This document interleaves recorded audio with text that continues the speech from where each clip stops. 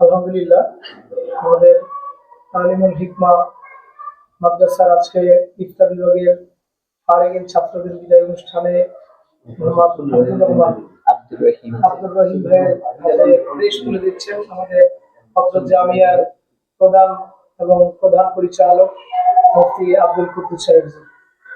আসসালামু আলাইকুম। এই মুহূর্তে আমাদের তালিমুল হিকমা ইসলামিক সেন্টার থেকে পাঠি গ্রহণ করছেন আমাদের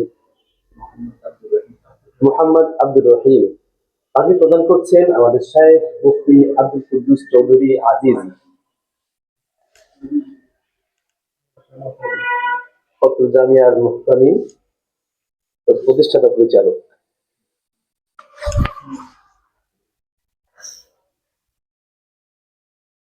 একটা ছবি